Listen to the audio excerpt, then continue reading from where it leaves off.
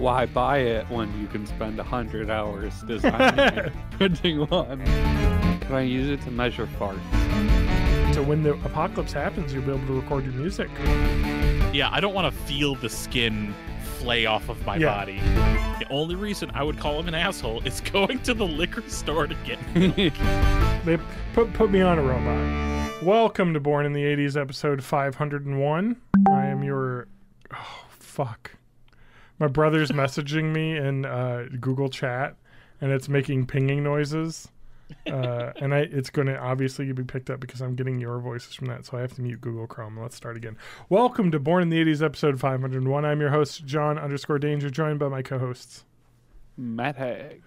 And TJ May. Awesome. Yeah. So I was just talking about this before we started, but I figured I would talk about it now. I bought a new television. I'm going into the 4K, the land of the 4th K. Oh, isn't that old news? Yeah. Okay. My TV that I have in my house is from, I bought it in 2015, so it's been time to upgrade. Quick gripe about 4K. 4K to me sounds like it should be whatever the 4000p resolution is, but it's what is it, 2180 or 2160? Why is it not 4000? What's the 4K for? Because even 8K is not 8000. Rounding up. It's rounding, because I think the 4K is like 4.2 something like that pixels or whatever. No, it's like 3. It's 3.8. Yeah, it's like 3,000. I thought it was 2100 or something. 2160. Well, it's 4K is 2160. Well, it's 2160 that might by be 2K. Oh. NBA 2K. No. Okay. We have the internet. 4K is 3840 horizontal, 2160 vertical. The vertical is the 1080. Now, when you get a fancy new TV, do you also turn off all the bullshit image enhancing stuff? Oh yeah. So it was really funny. I was watching the Apple television program Masters of Air, and it was during the day, and this is an issue that I'll explain why I bought the television I did. But my living room has a bunch of windows, just like Matt's living room he's in right now. Has a bunch of big windows in it, and so there's a lot of light during the day, and so I did not purchase an OLED television, even though they look the best. And the cheaper ones were close to my price range. I think the LG B3, which is close to what Spanky has. He has the B2, the one that's a year older. It was like $1,200, which is my price range was under $1,500. And so that was it. But the more expensive ones were $1,600. So, but OLED doesn't get as bright as LEDs do. So I needed a really bright television. So I went with a Hisense U8K, which they're like, hey, OLEDs are bright now. It isn't as bad. And then, but like the brightness of this television is like 3 times the brightness of the OLED still. And it's like, yeah, it's just not going to work. Like I would love to get an OLED, but they're like more of like what Spanky and I were talking about this, but like his room is set up where he's got the one patio door that he can put the curtains all the way shut, and they're dark curtains. So it's like, you don't have to worry about light reflections on this TV. So it's like, for me, it's going to be in a bright room. So we went with the LED. The Hisense was on sale, was $1,100 on sale for $900, which is only $100 more than I spent for a TV in 2015. Nice. Did Biden do that? Inflation? It's so interesting with inflation that the durable goods and stuff like TV aren't really affected by it, because people still don't want to spend that much on a TV. And the technology's gotten cheaper to make too. So it's kind of like they're making their profits by making them cheaper to make, and the prices are the same instead of making the prices go up every year. So I'm excited, but the WWE Royal Rumble is tomorrow night, and my brother just asked me if he wanted to watch it, and I was like, yeah, I'll watch that. And then I was like, Shit. I told them to deliver the TV on Tuesday instead of Saturday because on Amazon, from which I purchased the television, has like free like white glove delivery, I guess, included with the purchasing television. So as long as you have the ability or want to schedule far enough out, they will like unpack the TV for you and everything for free. That's nice.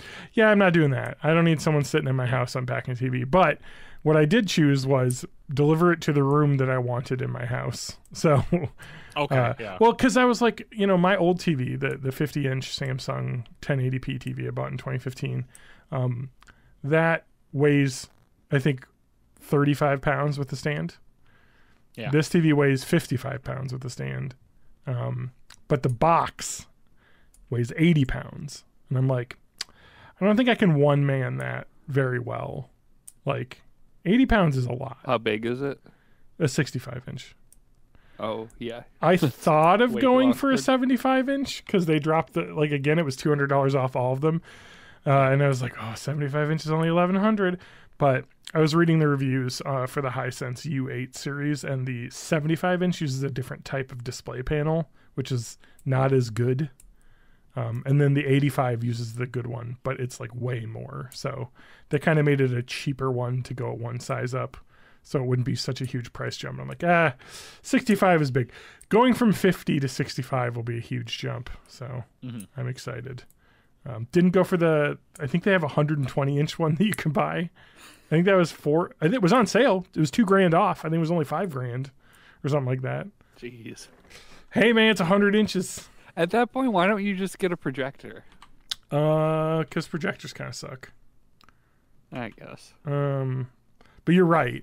I mean, They're so much easier to deal with, though. yeah, but then you just have to have the room set up for it, and you definitely can't have a lot of light. Yeah, that's true. Let me see how much the Hisense 100. Oh, No, it's $3,000. Sorry, down from $5,000. Talk about projectors reminds me of playing Halo 2 over at Buddy Eric's house. Oh, it is only $2,000, down from $5,000. Okay, 3,000 off. I'm losing money by not buying this 100-inch television. No, I'm happy with what I got. Because it's good. It was really interesting because I was like, I spent literally hours researching, because this is what you do when you make a purchase nowadays, is I go on 8 million review websites and compare every single TV I'm looking at. And I'm like, okay, well, the Sony has the best picture quality and all this, but it doesn't have as many, 4K 120 hertz connections as the Samsung, which has all 4 of its HDMIs or that. But the Samsung one has a bad chip in it, so it doesn't do image processing as well as the Sony. But then the Sony has a stand that is only this far off of the feet. So the sound bar I have in front of my TV, I don't know what I would do with. And I'm just all these things. And then of course the Sony that I was looking at was also $1,600, whereas the Hisense, which is the same size, which scored 95% as good as the Sony, was on sale for $900, and I was like, yeah, okay, I'm not spending $700 more for a slightly better television. So you are still using the feet and using it just on your TV stand. yes, yeah, I don't do the wall mounting because I don't want to, and also I did. Yeah, I did help wall mount a 75-inch Hisense Roku TV. Just in the other room here about a year ago. But that being said, for a little bit of light reading and a lot of sass, I do recommend going to the subreddit r/TV2High. Yes. It is a bunch of... it makes me so angry sometimes. Because even just a little bit over eye level is too high for these people. This is like the grilled cheese subreddit, but for TVs. But... although, I do have to admit, sometimes, yes, TVs are too high. A TV should never be above a fireplace. Yes, I agree with that. it is weird. This is so good. Yep. Some of these are so pedantic, though, with this one that's wall mounted, Yes. and it's not too high. As long as your eye level is meeting somewhere on the screen, it's fine. Mm-hmm. It's like, because even if like your eye level is at the bottom of the screen, that's like high, but it's not too high. It's the ones that are above about whether fireplaces. your neck has to be tilted or not. Yeah. Too high. 75 in the sky. This is an awesome subreddit. Thank you so much. You're welcome. No, so I was looking at, because like the reason why I was buying a TV now is because this is like historically the cheapest TV time, although it's not. Yeah. Because I got fucked because the Sony and Samsung TVs that are 1600 were 1400 in December, and I was like, they'll be cheaper because they always do sales before the Super Bowl, which is in like a few weeks. So people are always buying TVs to upgrade. Plus CES just happened, and all the new TVs got announced. So they're pushing out the old stock. So they're usually trying to cheap on that because the new ones are coming in the spring. So so I'm happy I got it. I don't have to buy another TV hopefully for another, how many years was that, 2015 to now? 9 years. 9 years. Yeah. Well, probably closer to 8.5 because I think I bought it probably in the summer, but still pretty happy so far. I don't own it, I don't have it yet, but I'm happy that I picked one out because I just remember in the day when you would just go into a store and look at the TVs and be like, that one looks good, and you buy it. Yep. Now it's like I got to compare, because I mean I was like pouring. My trick is Go ahead. I open 1,000 tabs, so like a different tab with each TV I'm comparing, and then I just slowly, like a reality show, I click off the when I ones. see something that I don't like. So Okay, the problem with the Hisense that I bought is that they apparently don't have great viewing angles. So for like a wide seating arrangement, it's not perfect. And I have a sectional in my living room, and so there's a bit of a wide viewing angle. But what I did, I was smart, because I was like, the Sony one has a better that, but then I'd have to get a new fucking TV stand because I don't like the way this sits because it's too wide to fit on my TV stand with my sound bar. And I was just like, this is so annoying. And so then I looked up my current TV review, and it has a worse viewing angle than the one I'm getting. And I'm like, fuck it. It's going to be better than what I have. So it's not taking a step back.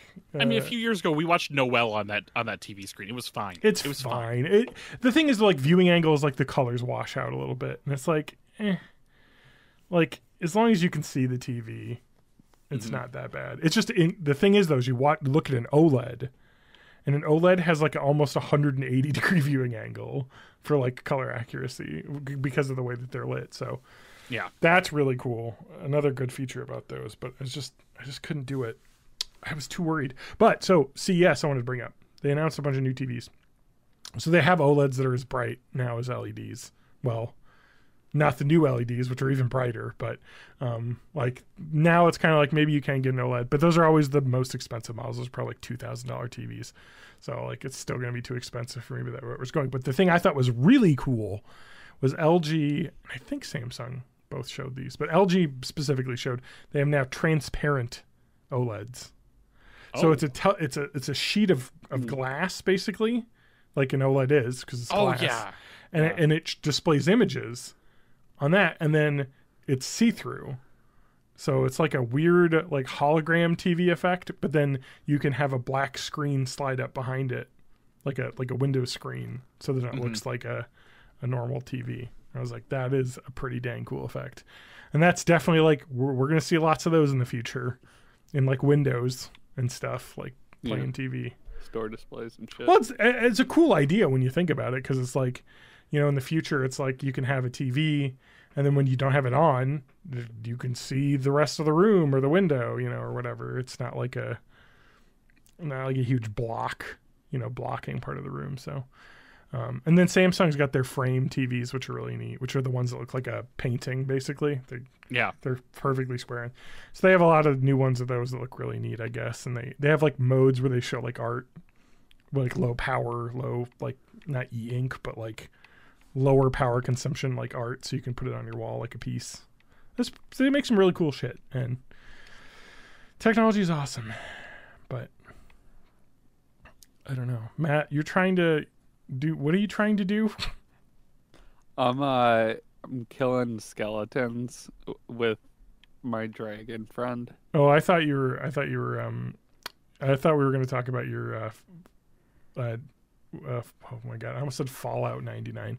F-Zero 99. Fallout 99.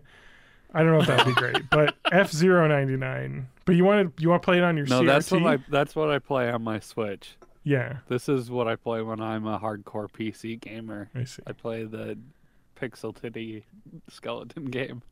Is that the release title? Yep, I think so. Pixel Titty skeleton game. Wait, which one is this one? Can you explain what that is? Death Must Die. Death Must It's Die. essentially Vampire Survivors. Hades meets Vampire Survivors. Yeah, I knew someone was telling me about one, and then I just watched the Game Grumps play another Vampire Survivors clone that was also a titty one, but that one was called like Witch Wedding or Wedding Witch. But that's more like straight up Vampire Survivors. I prefer. Yeah, I think I'm hooked on this genre, so I'm gonna probably just grab the original next. Yeah, it's real good. Work my way down the line. I played a really cool game. Oh, which game is that everybody has been playing around the world? Oh no, that's not that one. Oh, okay. It's Chrono Trigger. No, I played Slay the Princess. Oh yeah, you were talking about this, and I want to not be spoiled. Yeah, I'm not going to spoil it. Tell us about it without telling us about it. Well, I can tell you the basics. So, the plot of it is a visual novel. It's very not akin to, because it's not the same as Doki Doki Literature Club, but it's the same idea where it's a visual novel that goes beyond the typical genre conventions of a visual novel, where it's messing around with the experience basically while you're in it. Mm-hmm. Like particularly there was one point where the game shut itself off. Really? And I had to reopen it. Yeah, I don't know if it was a bug. It didn't seem like it based on what was happening, but kind of like Doki Doki Literature Club would read your I think documents folder and stuff, and I can't remember what it did. It read some folder.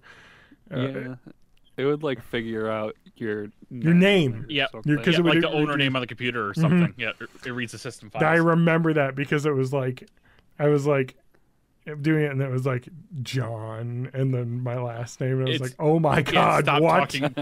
It stopped talking to the character and started talking to you, the owner of the PC. Yeah. Mm-hmm.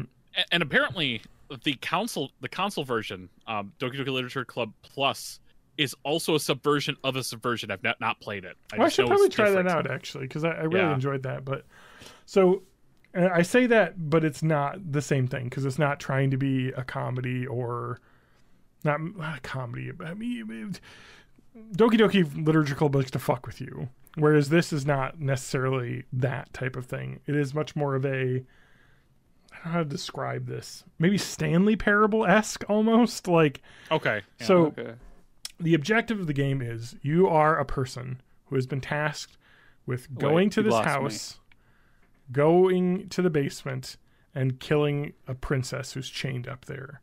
Because if you don't do it, the entire world will end. And that's the plot. Seems pretty easy. So let me. I won't spoil too much, but let's. The trailer goes a little farther. So if you watch the trailer, What I'm saying is, so you'll go there and you'll make a choice: do I kill her or not? And depending on what happens from that, you kind of reset and you're put back where you started, but you remember what happened.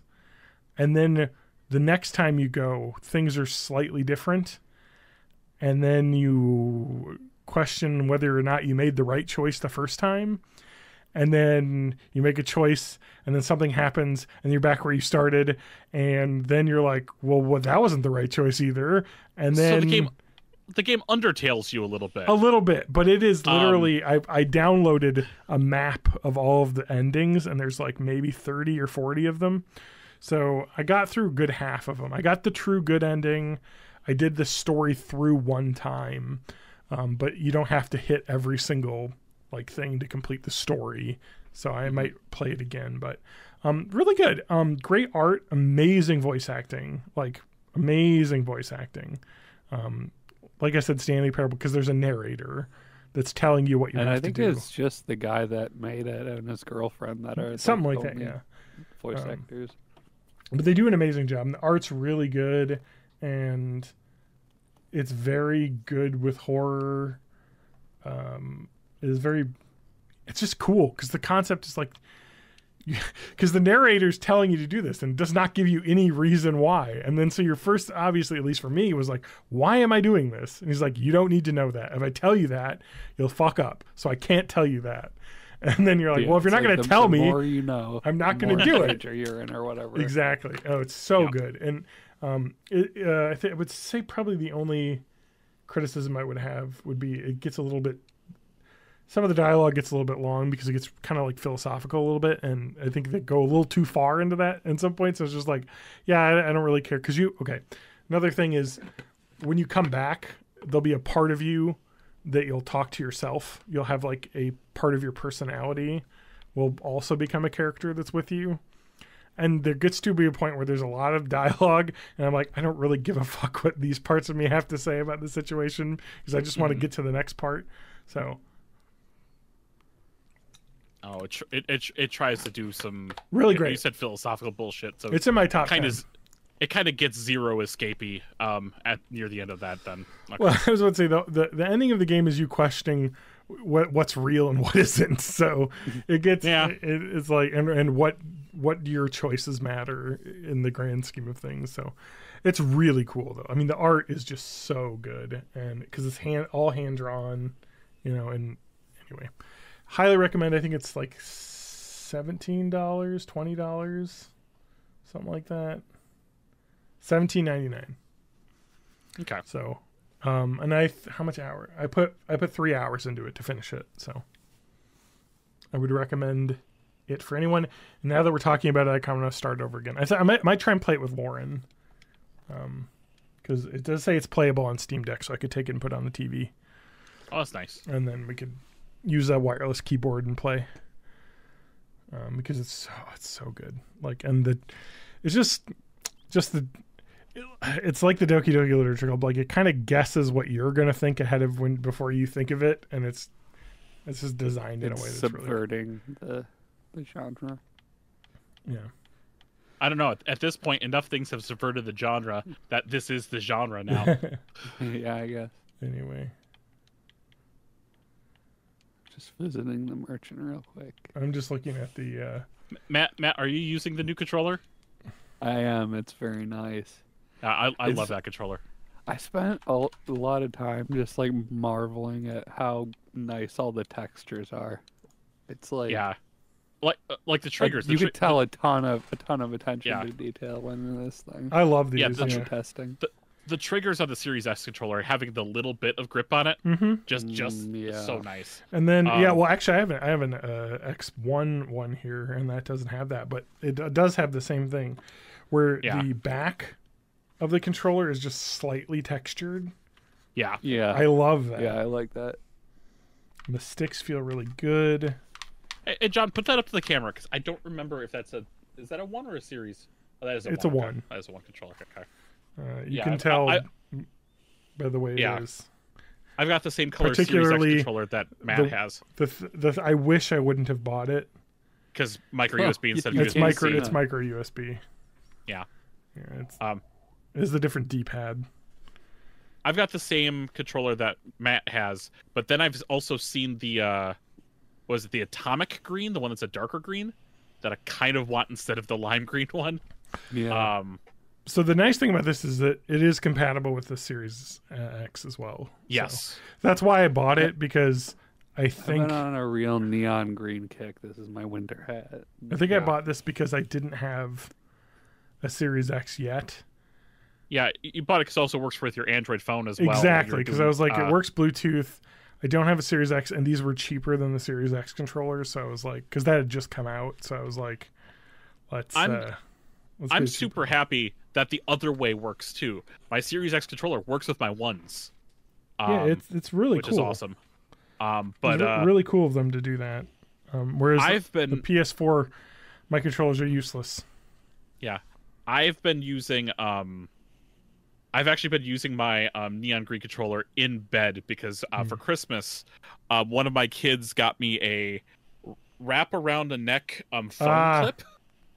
So I lay down in bed and I can play either cloud game, stream from my Xbox, stream from my PlayStation, or if I had it open, which I really shouldn't because my computer's down here and this is where my kid sleeps. But if I wanted to, I could play off of Steam, and that controller will work with all 4 of those apps, which is so good. I just don't have a lot of I don't have a lot of games on my iOS that are controller compatible. I think I've got Brawlhalla, but I really don't like playing that game anymore. So I got one of these. Oh, is it Backbone, or is that one of the off-brand ones?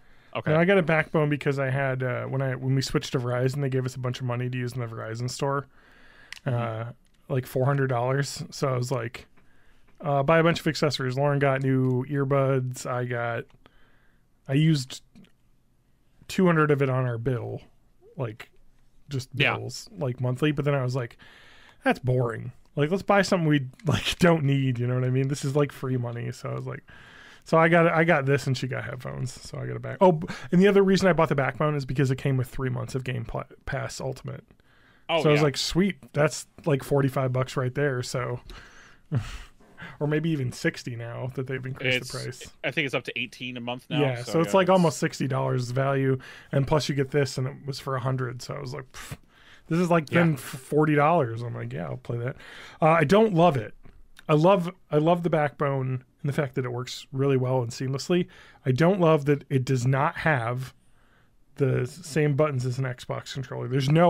None of these buttons work to be the Xbox button, which is annoying as fuck. The home button on there does not work as the Xbox button. What home button? Sucks. This button? What is that button? Oh, that's the Backbone button that takes you to the Backbone app from wherever you are. It's so annoying. It's like, why can't I remap that? And so then people were telling me you can remap. And then one of these is a screenshot button, and that is, I think that's the select button, and this is the start button. So okay, yeah. But in the Xbox app, you can when you're game streaming, you can touch the screen in the top left hand corner, which is fine. But in Steam streaming, now you're fucked. Yeah. There's no button to open up the Steam thing, so you have to, like, people are like, oh, you just got to set like a custom, like a button combination to like hit one button and another button. I'm like, that's why let me remap this button. I'm never using that stupid built-in Backbone app. Yeah, both the Xbox app and the cloud gaming app have that little thing you can pull over to do the Xbox button. But yeah, that sucks. You can't. Well, Steam has a way, but it's really stupid because it does not work all the time. Yeah, because it tries to do the touchscreen controls.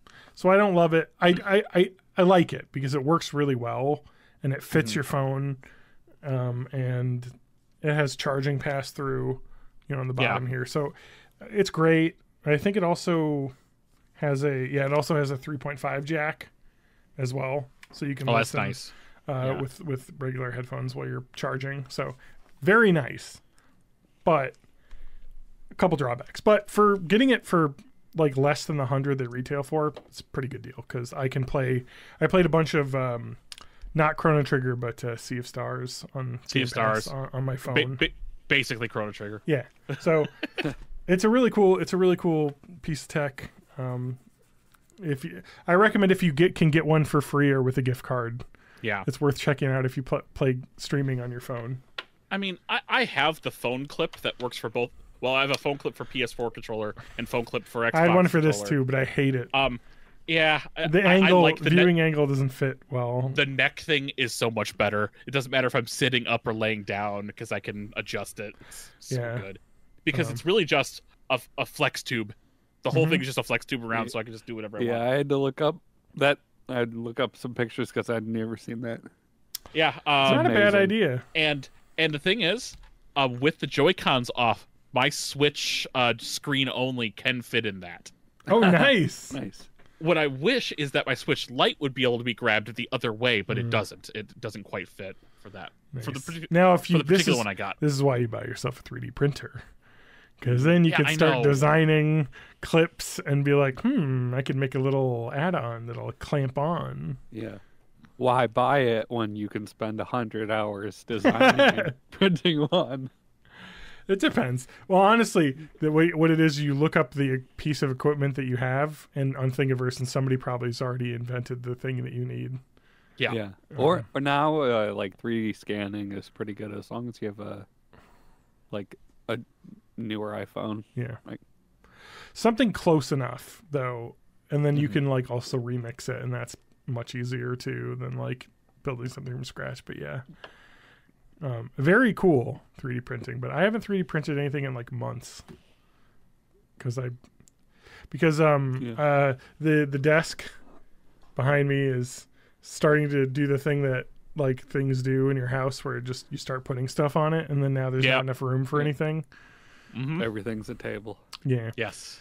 So what I should do is probably move the three. Because I was thinking about this, like, is it good for me to be breathing in 3D printing fumes, even if it's just whatchamacallit, PLA? Yeah, people are saying no. But people are also saying yes. That's the problem. Is like I can't get an answer. Yeah. So I think like the 3D printing world sometimes, like if there's certain things they'll just freak out about, like if you say you're printing anything for use with food. But like sometimes they're just way overcautious. Something that really annoyed me. It was like somebody was like looking at like 3D printing like a sex toy, and they're like, "Can I use PLA?" And everyone was like, "No, it's not food safe." And I'm like, "It is the first time you use it." I mean, you shouldn't submerge PLA. No, but I mean, like the idea is that, and then what I wrote was, well, you can use it once. Yeah. Like, you know, like it'll be fine once. I don't know. That's like the thing that always annoys me. It's like, you're right. It's like, this is stupid. Like, it's fine. Like you should not be 3D printing a bowl for yourself to eat cereal. We're not all getting lead poisoning from brass nozzles. Yeah. Which is another thing they're afraid. No, the one thing that does concern me though is like when you 3D print PLA, you can smell it, and if you can smell it, then there's something in the air. It's not just that, but also you can smell candles, and that's putting stuff in the air too, and that's not like bad for you because the particles are not concentrated enough to do anything. So I'm probably fine, but I should move it. But the thing is, like, am I going to buy a new 3D printer? Because the new Core XY 3D printers are fucking loud as shit, apparently. Whereas my Ender 3 is not that loud when it's printing. It's just basically you can hear the fans running and not like the motors. Just get some extra filtration and fans. It'll be fine. I do actually have a HEPA filter in the bedroom. So if I was really and the bedroom is like 4 feet that way.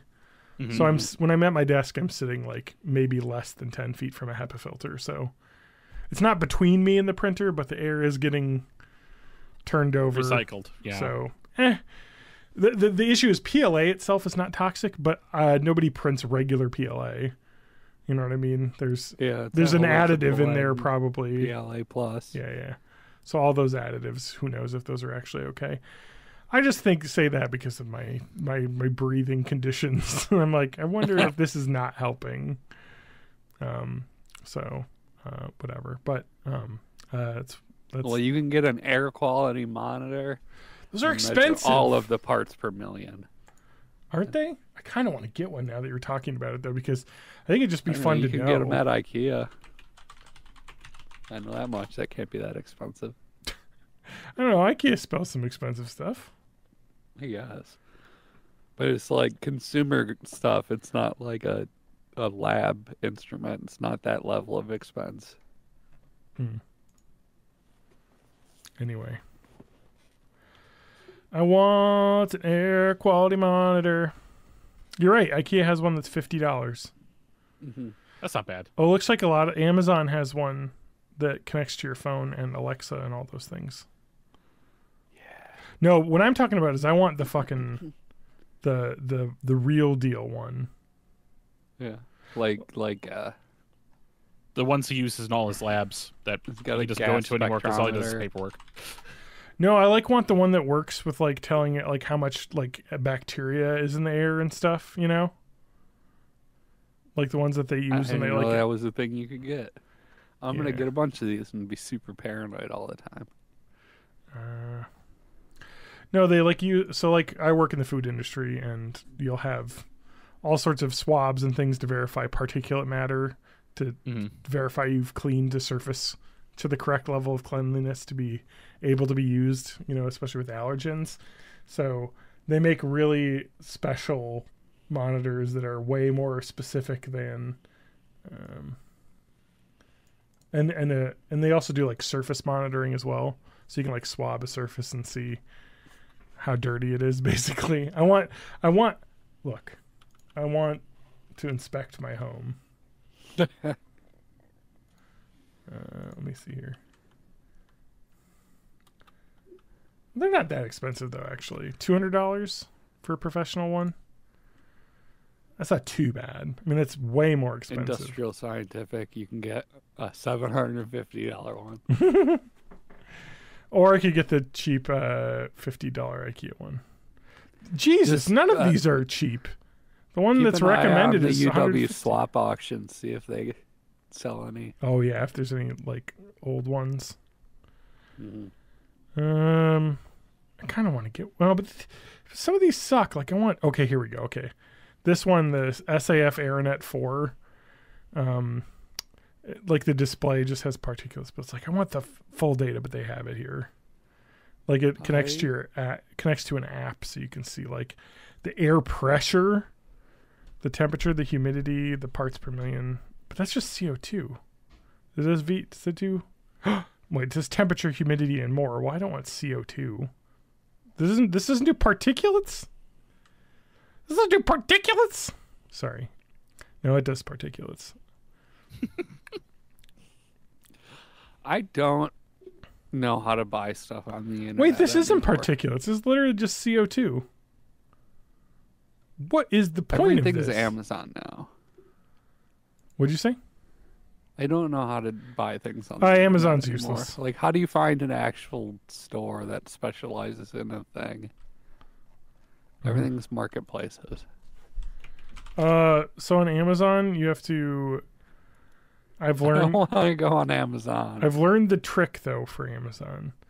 So on Amazon, you have to select a category, and then when you search, you can choose fulfilled by Amazon only, or like sold by Amazon only. So you don't get the indoor air quality meters. All these are like weird Chinese companies I've never heard of, and this has like 2 stars out of 5. Exactly. And it's $180. Why can't I just buy a good thing? All right. Before we move on to whatever else we're doing next, maybe my hack the menu, I want to make sure you guys are okay, but I need to ask you a question. You're both at your computers. I'm at my computer as well. How many tabs do you currently have open? Oh, I'm not doing too bad right now. On my computer?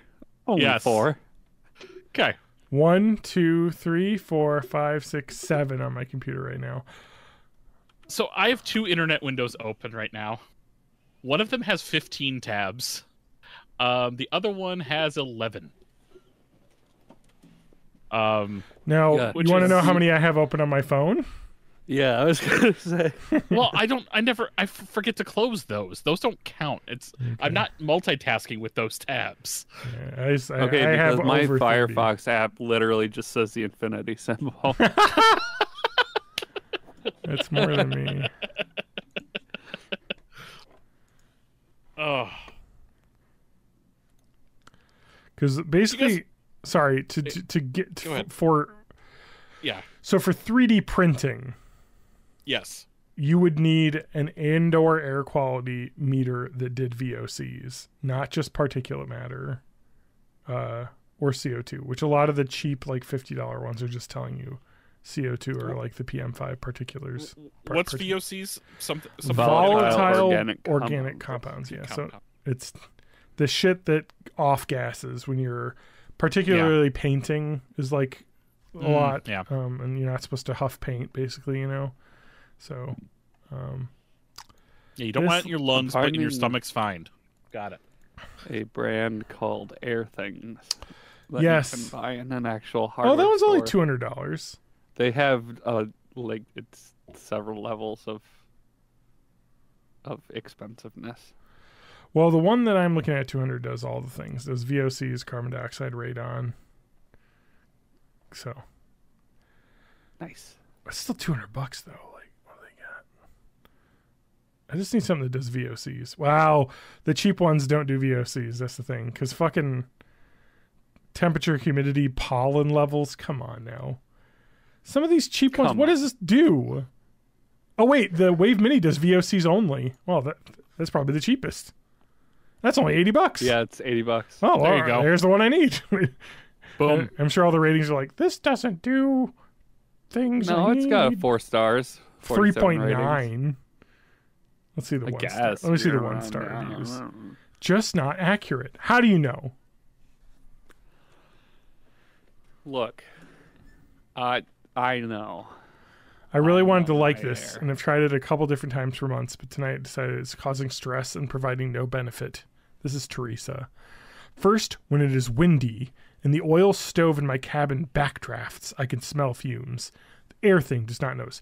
Yeah, because the air thing's probably polling every few minutes or something, and so when there's a backdraft in, it's not going to make your VOC. Also, it wouldn't be VOCs if it's oil stove, right? Wouldn't that be like carbon monoxide from the gas burning? Yeah, but I don't know the definition of a VOC really, other than what the words are. Secondly, it randomly freaks out and reports spikes of a very high level when there's no reason that I can figure. So they say it's inaccurate, but they didn't test it against something else, so that's kind of difficult to know.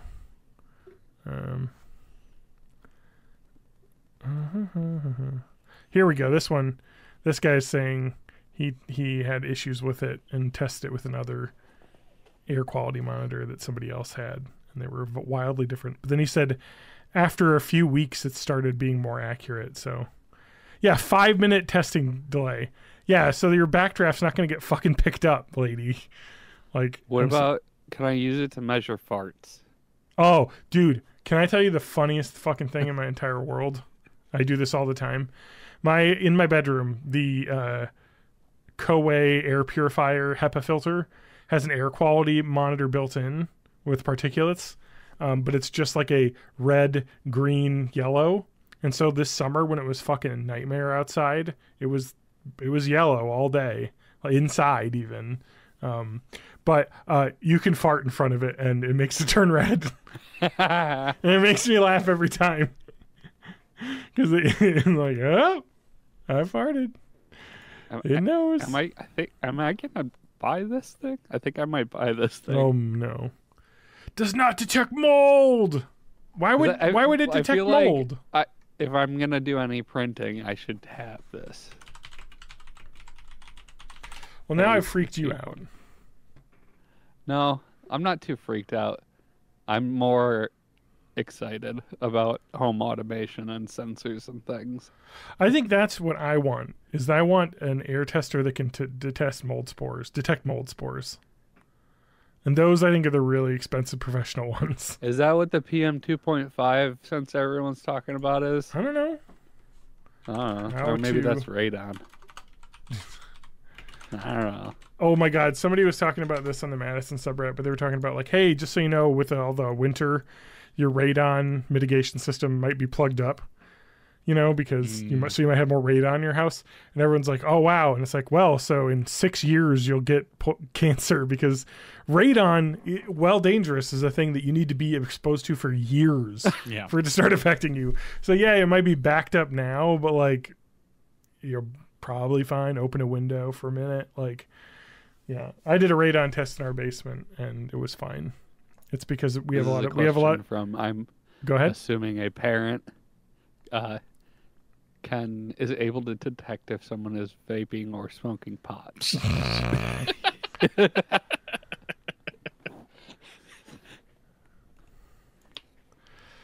I want like the fucking air mold checker.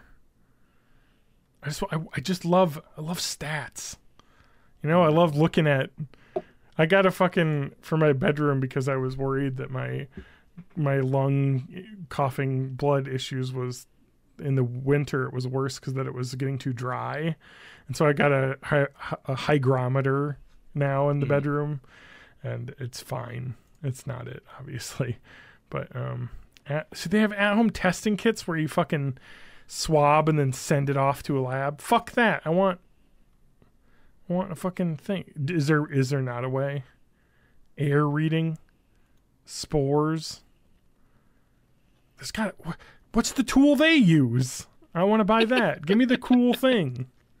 I want to know if there's fucking Last of Us floating around in my house. Oh no, yeah. John, do you want me to make you a clean room in your basement so we could just do lab stuff? You know what's funny is I have The Last of Us in me. That's why I'm taking an antifungal for my lung infection, which appears to be working. Knock on wood. So I may have had a persistent fungal infection in my lungs. But anyway, this is lame. And by the way, Google is impossible. Yes. It is. Horrible. You cannot use it to find anything. So I'm like, because you look up like a device to detect mold spores in air, and the first thing that'll come up is 8 million sponsored things for things that won't do what you're asking it to do. Yep. And it's like, this is so you killed it.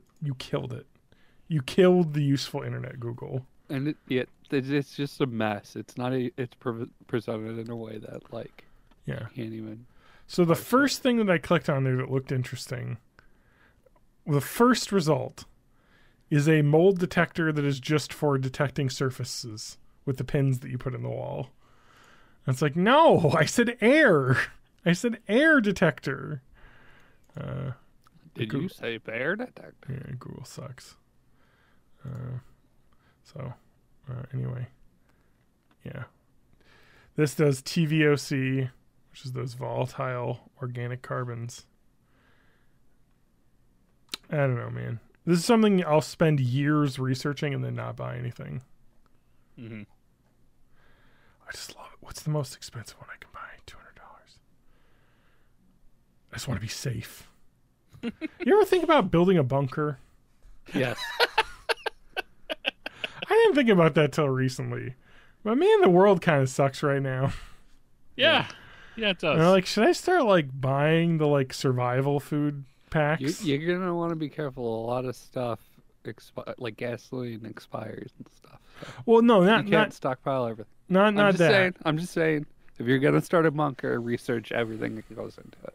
So gas you can store with additives for up to a year. Even more. Freeze it. No. Well, I'm not talking about that. I'm not talking about. Although I did see on Zillow somebody had a bunker for sale in Missouri. I wanted Spanky to go take a look at it. You can also make your own gas by pyrolyzing different plastics. So you can use your 3D printer leftovers to make gas in the apocalypse.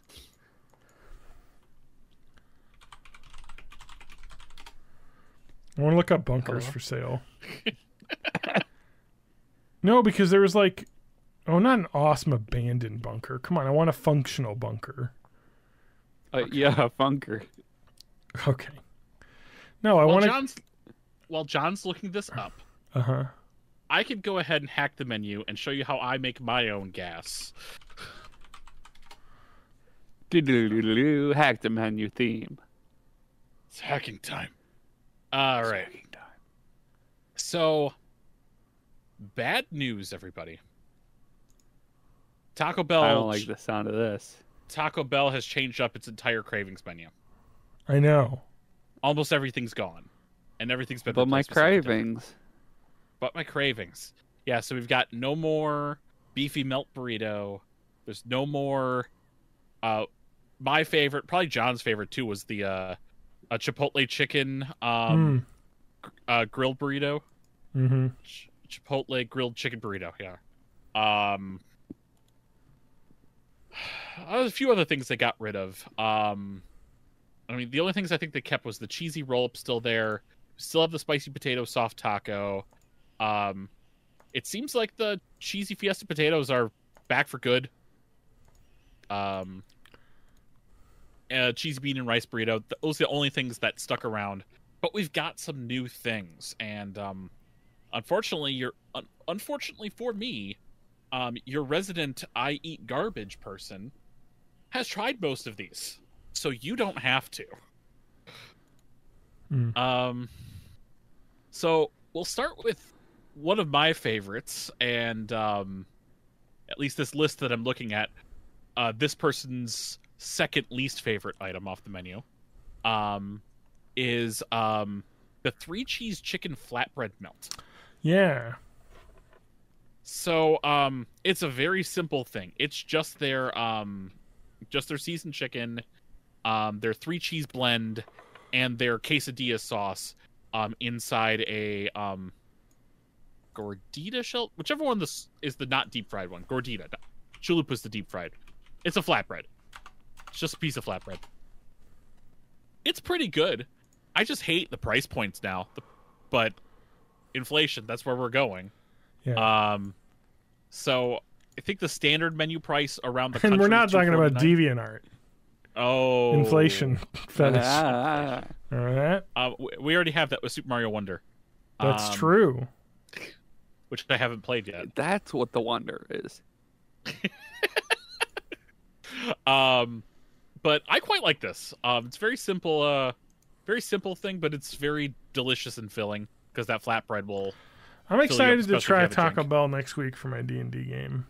I want to go to the Taco Bell because I have not been since they made this change. I want to try some of these value menu items. Now, I think they've had this flatbread melt before, but when they had it before, they had a special flatbread that was square. This one's a circle, so it's just their regular gordita shell. You know, they're not not pulling new ingredients for that stuff. Yeah. The next one in the list is their stacker, their beefy stacker, which is they're just making a beef quesadilla. It's ground beef, 3 cheese blend, and nacho cheese sauce, but they're tri-folding it so it becomes like just a single triangle wedge, and then they grill that, already folded up for you.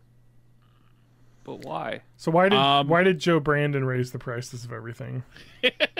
Why did Joe Brandon Why is my spicy potato soft taco $1.29 now instead of $1? Well, it's Joe Brandon. I don't know. It's $1.49 here. Oh, they put the cheesy bean and rice burrito back on the Cravings value menu. Yes, it's back on the Cravings. Well, because it was on the veggie menu, but it was like, why did you remove? Because everyone's like, why is there no vegetarian? There's like few vegetarian options, and it's like the cheesy bean and rice burrito still exists. Yeah, put it back still in there. No, there was another veggie thing that they did get rid of. Yes, they got rid of the veggie Fiesta veggie burrito. Fiesta veggie burrito. Grilled burrito, basically. They got rid of the grilled burritos. Yeah. That were on here. I like the stacker. It just makes a mess because there's no good way to eat it without beef just falling on your lap. I love that though. That's true. All right. The chicken enchilada burrito.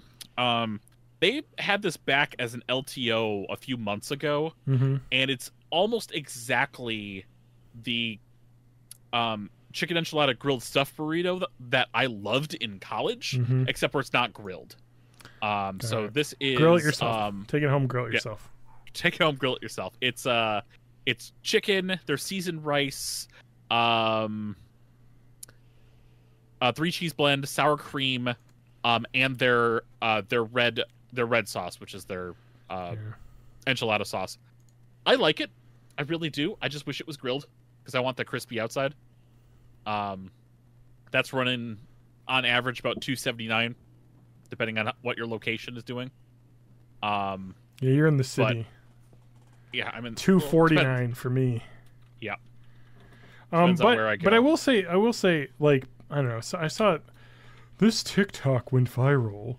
Where a woman found a receipt from Taco Bell from 2012, and you'd be shocked at the price differences. I'm like, yeah, I guess, but that's because 12 years ago. Well, yeah, but that was because like the burrito, she was like beefy 5-layer. That was back when they had the beefy 5 layers for like $1, and they're $4 now. Like there are some, but they still like. Here's the thing, like you can bitch about that.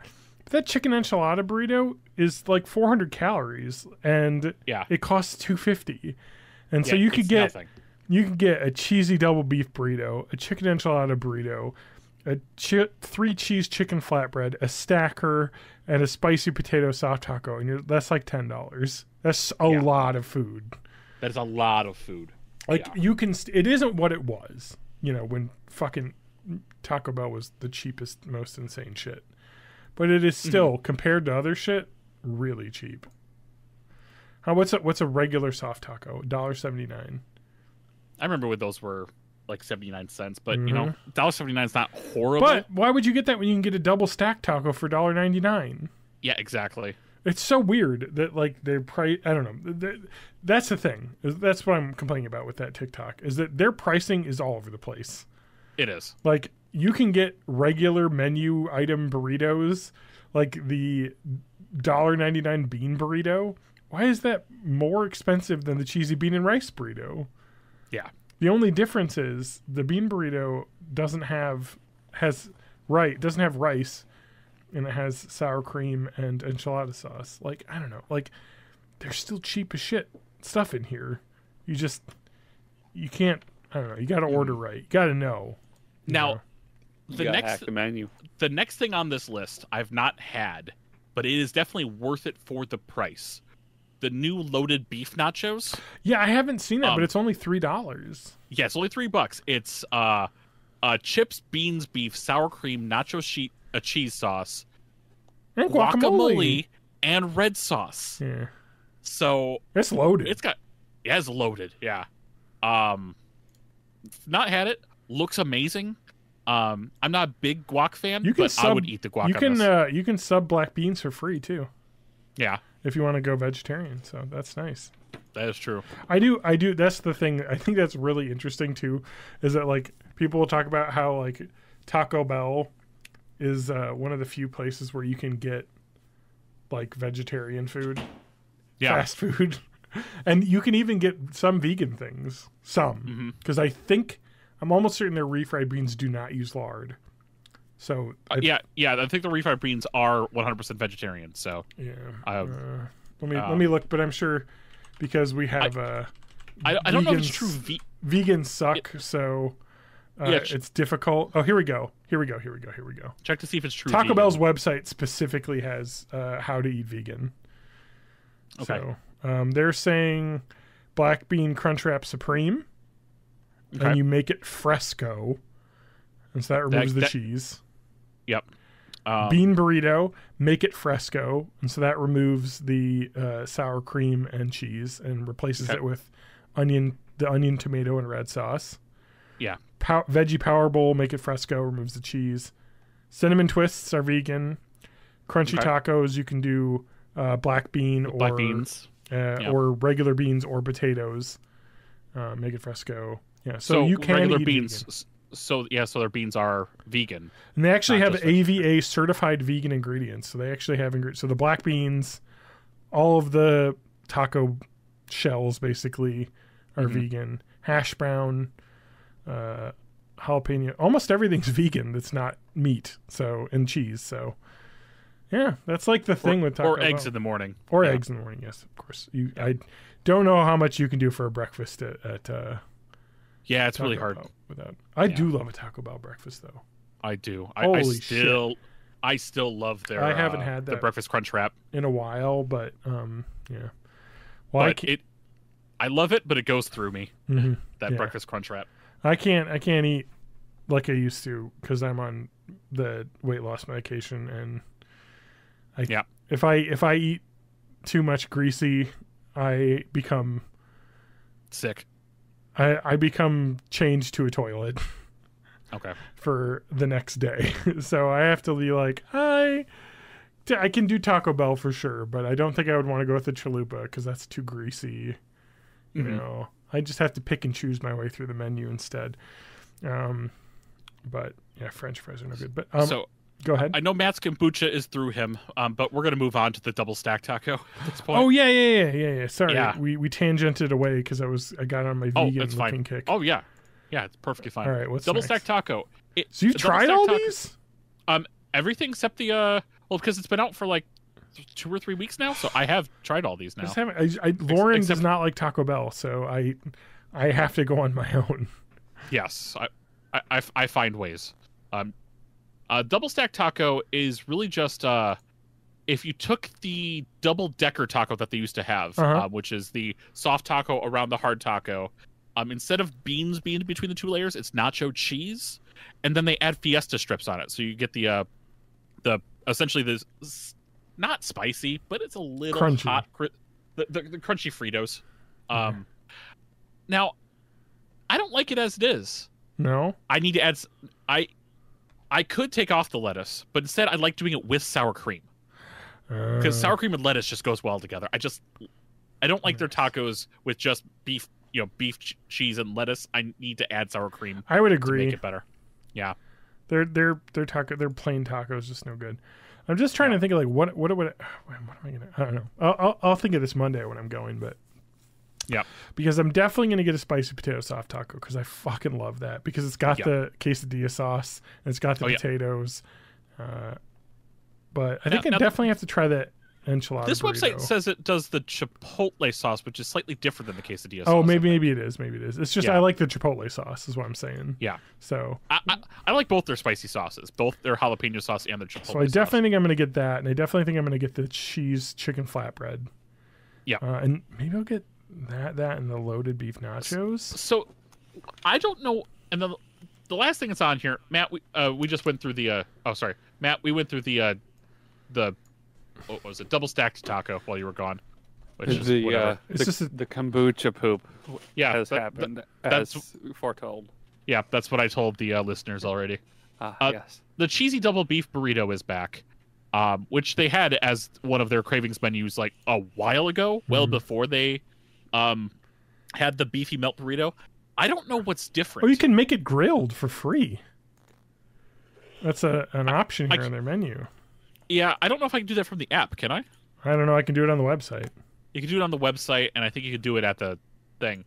I don't know what the difference between the cheesy double beef burrito and the beefy melt burrito are. Yeah, they look pretty. It looks pretty similar in ingredients. Now, I know that the beefy melt burrito was put, like, all the ingredients were put on and was put in the steamer.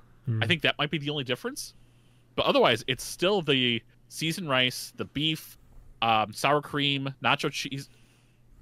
Oh, it didn't have I don't think it had the nacho cheese sauce. There you go. So I think it's less shredded cheese, even though it's still the 3 cheese blend, but they have nacho cheese sauce in it as well, and then they don't steam it. They still steam the tortilla because I was due. Yeah, and still has the fiesta strips in it, but yeah, nice. That thing's super filling. They have some insane meals though. I mean, like Taco Bell is literally the only fast food that's still cheap because I'm on the app. Maybe you just have to order from the app to get like cheaper meals. Yeah. Because the limited time cheesy double beef burrito combo is the cheesy double beef burrito, double stacked taco, chips and nacho cheese, and a large drink for $6.99. In my area, it's $7.99, but that's still not bad. Regardless, it's so much cheaper than other places. The thing that still gets me is the quesadillas at Taco Bell are so expensive. Yeah, and they're nothing. I know. There's not a lot of food in there, and it's $9 for that combo. And I like them, but they're so expensive. I have seen that combo for $11.49 at places. Oof. Yeah, and that's just a quesadilla, a taco, and a large drink. Yeah, so I usually do like the limited time combos, and then like add a cravings menu on it, like an item. That's what I like doing. That's good. That's under $10 anyway. So any other Taco Bell items? I think that was all of them. No, that was it. I know that they have a combo that's basically the same combo as the cheesy double beef, but it comes with the chicken enchilada one. But it also comes with another menu. Comes with a chalupa. Comes with a chalupa, so that's why. And that's more expensive. That's why that one's more expensive. And you can swap the chalupa for. Oh, okay. It's just other chalupas. There's other chalupas, yeah. So other fillings. Yeah. Oh, I might try black bean. I like black beans a lot. Anyway, let's move on. Yeah. So I wanted to show you this because I found it, and so this is going to be a visual experience that we're going to have to give our podcast listeners. But I will share my screen. I found it. So this is where I want Spanky to move to and buy. and he definitely can afford it. It's only $2 million. It's only $2 million. Yeah. You get 10.5 acres with this too, so it's only like slightly less than 10 times the price of my house. If you could describe the layout of this house. Yeah. So, okay. The first photo, this is on Zillow, by the way. They bought it in 2012 for $600,000. I want $2 million for it now. So that's how the world works. Yep. So we'll start at the top. It's I can only describe as a gray shed. Shed. It looks like a shed. Concrete shed. It looks like a municipal thing where there would be like water pipes. Yeah, exactly. Yep. And then right next to it is like a shipping cargo container. Yeah. Yeah. It really looks abandoned. But you can tell the odd thing you can see here is there does appear to be a gas barbecue next to this municipal shed. So there's an outdoor grill, propane grill out there. So the inside is there's a industrial freight elevator on the inside that you can have. The windows appear to be taped out, which is funny. With scaffolding too. Yeah. So, but it's a like an industrial descent down the stairs, which right now we see about maybe a flight and a half down. Actually, it's two flights. You can see this one. This keeps going. We're gonna end up in an umbrella facility. Yep, and then you can see this gigantic metal door. Oh, geez. It's quite literally a vault door. I can also see picture 4 of 56. Yeah. This is like a stereotypical bank safe, but just with a handle. What I like about this is it's furnished. You'll see. Okay, so there's the inside of the door. And it's concrete slab walls. Yeah. Of course. Like we're talking over a foot thick. Yep. This is a at least for the entrance. At least for the entrance, it's a foot thick. Holy crap! Nice. I know it is. That is way nicer. It is furnished like a mansion. Yes, you would see. I do like area this rug. Credenza, I think, has a gun safe on top of it. A handgun. It's safe. like there would be like Claire de Lune playing softly in the background, and yes, there's like French accented ceiling fans. Yeah, there's like a breakfast nook in the corner with a full L-shaped sectional. What I do note, though, I will say the floor is as unfinished. nice as this looks, if you find this in the apocalypse, they are cannibals. The floor is unfinished underneath this huge, expensive area rug. Yeah, multiple rugs all over, but there's a gun safe here with lots of guns. It looks like, and handguns. Makes sense though. If you're in a bunker, you're gonna have to protect the bunker. And here's another angle. There's a little bar nook. Yeah. Next in the corner there of the same living room space. Here's another angle of the living room space. There's a stairs up. I don't know where that goes because that's not the stairs we saw. It's because probably goes into that like shipping container that's the next door. Maybe. So this angle that we're looking at, we see stairs up that look like the industrial stairs we went down. Yeah, but it's not because it in a different angle to our left in this picture. But we saw like a regular like spiral staircase up. Yeah, that's what I'm saying is that we went 2 floors down, so there's another floor above this. Okay. Like the footprint of the building from the outside was pretty small. This is 10,000 square feet. Huge underground. 10,000 square feet. That is 5 times the size of my home, which is not small. That is wild. Not that my house is large, but it's slightly we are seeing average. Hallways and open doors that just extend so far back you cannot tell how far back this floor goes. Yeah. So you got a nice Each little one bathroom. of these rooms could be a garage. Yes. You got a nice little bathroom. I love in this bathroom they've got that stereotypical light with like the metal cage around it in this like Italian fresco. Oh yeah, the bomb. It's just the bomb shelter lighting, but also they've got Italian tiling. It's very chic for like this. Here's another angle of that staircase that goes upstairs. Here's another room. The elegance and roughness. Matt, You want to record some music in combining here? are very nice. Holy crap! They have noise-canceling walls and ceiling in this room, and a guitar. Well, you gotta hang guitars so that people don't think it's a murder basement. I do like this, but it is a murder. this sliding glass door in front of the recording area. That's very clearly like, hey, that's what recording booths have, right? But that's just like a normal outdoor sliding glass door you'd have on the outside of your house. Yep. Oh, it's a booth. That's a recording booth. Ooh. Yeah, I thought that was to look in. No, that's a booth. This is built to have a recording studio, so when the apocalypse happens, you'll be able to record your music. Yeah. I hope it has a transmitter so you can be 3-dog. Okay, this is the emptiest fucking office. It's a I've ever very seen sad in my life. office. It is a The fact that desk is clawfoot so desk. fancy. It's Antique it's desk. great juxtaposition. Yeah. Well, it's lamp. the antique desk Yeah. Antique next desk. to the camp folding metal and plastic table in the same They're room. really nailing the bunker vibe. Uh-huh. Yeah.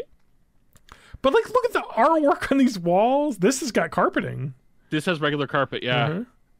Is that wait? Is that carpet or marble floor? It looks like carpet because I'm seeing Okay. a big line here when it goes to the. It looks like it's higher up than the other floor. So, Okay. but here's looks like a photo booth you got set up in here.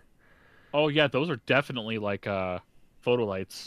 A big, huge HVAC system. This is kind of like the industrial. Go back to the photo booth. Is that like a harp or a It did lyre? look like there was a sitting in harp there? being It's a photographed. big fancy something. Yeah, You got to buy the house to find out what's in there.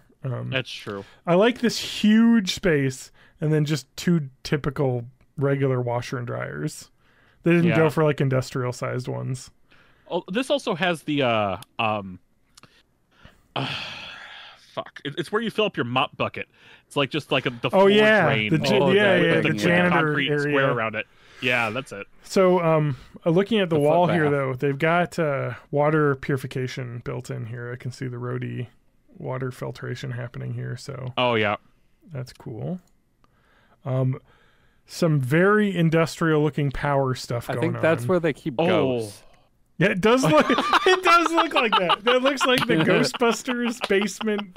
So what I'm assuming is that this. Oh God, spoilers. Is that this huge electric panel with like the huge springs? This may have been what this was originally built for. It's like an underground electric bunker thing, and then you can see the regular electrical panel beside it. Now, a listeners, gigantic water heater. We are only at picture 19 of 56. Okay, let's move on. We gotta move on. All right, so this is the thing I thought was most What the interesting. fuck? An entire workshop. Is this an aircraft hangar? Look at all the. I just want to live in here. Look above. You look up, and it's a maze of like fucking Bond villain layer metal piping and things. Yep. I don't know where they go, but like, look at this. It's a wood shop. They've got looks like what are those, lathes for metal as well. Other stuff. Yeah. You can see the beautiful living room just over there, but this huge 2-story room. It's got two of those things that you spin wood to carve on. Yeah. This is a Fallout settlement. It really is. And then you see an enormous HVAC air handling system. I think for the this is the other side of this huge HVAC in here for the metalworking and whatnot, because you'll have fumes that need to be extracted. That's true. So it's got a huge industrial fume extractor. And then here's another workshop that's not even like fully set up. I can see on the right here, this looks like a CNC table. Oh, okay, Here, but they got a second story. It looks like an HVAC system that's not fully hooked up, but you could probably hook into the other one. It is humongous. I want this, and it is $2 million. But I want to live underground. If it wasn't for that crappy office and those areas that are definitely for lounging and the bar, I would think that this place was actually not a bunker, but specifically like for just industry. This is just a factory down here. Yeah. But you can see. Yeah, it looks like a functional. You can see this is carpeting workshop. too. So some of it is carpeted. Here's just another living room area with a pool table. It looks like. Maybe whatever this yellow thing is here. Is that an elevator? That could be an elevator. I don't know. It's not a pool table. It is a pool table that they've torn apart. So okay, yep. You could put a pool table in there. They're probably getting it refinished. It looks like the surface is taken off. But here's that stairs. Remember in the first room? Oh yeah, that's right. So here's the stairs behind the bar. Goes up to another level with a bathroom, a full service kitchen, like a regular house kitchen, but with huge piping and the black and yellow caution tape all over a bunch of electric equipment. It looks like so. Yep. It'd be fun to cook next to that. I do see the Fallout shelter symbol. Yeah. So this is this was a radiation shelter at some point that people could use, which is probably you can see there's a bust. Generators? Wait, there's multiple busts. Yeah. So you can see all these like generators and things that I'm assuming were in here at some point as part of whatever this was originally built for. They've just kind of built around, which it looks awesome. Looks like you're living in like really a science facility. And then we got another living room, TV too high. In this one, TVs too fine. No, wait, no, that's the other one's a lamp. Yeah, I love the living room where the TV's high. like on a wall in a corner. Like, who's watching TV on that? You know what? We got 17 pictures left. They may have a like a home theater room. So yeah, I feel like they're gonna have more than one TV. Here's the problem though when you have built. Here's that staircase, by the way. The spiral comes up into the spiral. Yeah. Here's the problem with homes like this is that since the walls and things are all concrete, you have to run the metal wiring cables just on the wall bare. Yeah. I mean, not much. You could paint those. I'm surprised they're not painted white. It looks cool. It does look cool. Maybe, but not everyone also will think is gonna be full of dust and shit. Mm-hmm. So then this looks to be like the living area where we got 3 bedrooms. I like this bedroom has a window. I think that window might go out maybe to like one of those like workshop rooms. Oh, maybe, yeah. But yeah, and you're not going to get windows here. Shag carpeting almost in these. Very thick pile carpeting. Very, very, very comfortable. This room's sad. Oh. So they've staged. This is the insane shit about this, is that they've staged this with like all these amazing rugs and paintings and couches, and these all look like antiques basically, like that they have. Yeah. And then you get to these bedrooms and they're just a bare bed in a bare room. They look very sad. I think this is the same bed. They moved between the rooms. Well, it's different sheets, I think. Oh. And that's the same comforter as this comforter. But that might be the same room then. Yeah, just maybe different angle. Yeah. Yeah, you're right, because here's a third room. And then there's another window that it looks, you see that in the window? That looks like that industrial TV, not too high, too low. That's like at the level of you can't see that from the bed. No way. It's on the floor. And another bedroom with more regal looking. Huge, obviously, closets. Gonna have lots of space in this house. Here's just a room. Empty room. This is behind the kitchen. Zombies. Oh, yeah. Uh-huh. And then we got some outdoor views. And you can see the property that it's on. Holy crap, yeah. It's in the middle of fucking nowhere. Like, there's not even a garage up top to park your car. No, you park in the crate. Yeah, park in the shipping crate. That's probably it, actually. Anyway, but you can see the tracks here. So, yeah, I kind of... shit, Colin Furs. Exactly. Although, in 7 years when he's done with that, he'll have his fucking DeLorean that he owns for some reason. I would probably ditch the DeLorean because don't those weigh like 7 tons? That's going to make it even harder. Steel body. It's going to make it even harder for his lift to work. But then again, all like the electric cars now weigh like 5 tons. So I want an electric DeLorean. I'm sure he'll do it. So I saw that listing on Zillow Gone Wild, and I wanted to go through it with some people, and I'm glad we did because seeing that makes me really be like, where was I wish I had. It's near Kansas City, Missouri. I want to go there. I know. I just want to tour it. Can I pay money to tour Well, no. it? So what you can pay money to tour is there are abandoned nuclear launch site bunkers that the government has stripped all the stuff out of. So yeah, there's that one, the Greenbrier, that is in West Virginia. Yeah, there's a couple of them. There's definitely ones that are owned by private, like, collectors and enthusiasts that have put back, like, replica equipment in them, you know, and stuff, so you can, like, tour them. And I think you have to, like, do, like, private tour, but maybe that's a Born in the 80s episode. Do you think we could do that? Yeah. Let's do that. I'm writing this down. Born in the 80s goes to West Virginia. No. Oh, I want to hunt Mothman, though. Well, that can be in a separate episode. We can do two. Okay. Although doing them both on the same trip would probably be easier. Okay. Yeah. I'm writing Bite 501. And I know the Greenbrier is still a functional hotel, so you're allowed to go in it. Nice. But I would like to go on a nuclear bunker tour. We should go to the Stanley Hotel, too. Isn't that, like, really hard to get to? Isn't that middle of nowhere? Pretty much. It's in, like, Colorado. It's the one... It's the Shining Hotel. Do you know what? For the do you know what I love? shots. You know what I love about Google? How bad it is, and when I searched I searched nuclear bunker tour, and the first thing that came up is Prague in fucking Czechia. Like, are you fucking kidding me? You know where I'm at, Google. There has to be a closer one. There's got to be a better way. Anyway, now there's some. It doesn't like the fact that I'm using a VPN. So, did you know that at one point Seattle like burned down, and then they were like, "We'll just paste over that, so you can go on underground tours to see the old city in Seattle." It's neat. While we're talking about underground things. Yeah. Here we go. Tour a missile silo. Association of Air Force Missileers.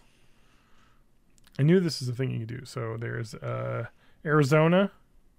South Dakota is not far from us, actually. National Park Service. Did they let you sit on a missile and pretend to ride it like a bucking No. bronco? Because they're fucking cowards. So there's three. They should set up like one of those robot. So there's horses. 3 official ones that are set up. There's one in Tucson, Arizona. That's decommissioned. There's one in South Dakota, which is the Minuteman Missile National Historic Site. So that's, I think, much more recent than the Titan II missile, which was in the 80s, 60s, up to the 80s. So I think the Minuteman is like more like what they actually use now. And then Oscar Zero Launch Facility in North Dakota. And the Quebec One Peacekeeper Site in Wyoming. That's a state park.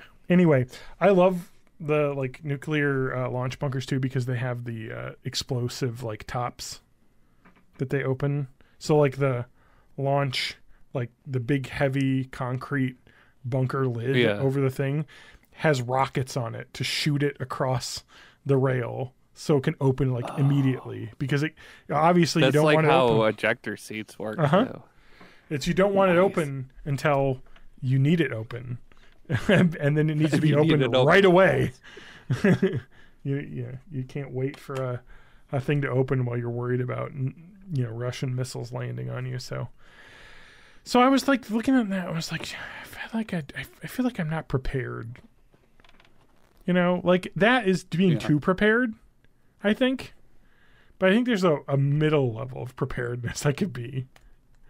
And so I was like, should I just buy some of those like buckets of like food that last 10 years? Some MREs. Yeah, just so I have them. And then I can eat them in like 5 years and then buy new ones, Maybe that's the sensible thing to do. You know what I should... Or just start keeping chickens. Yeah. So you have your food source.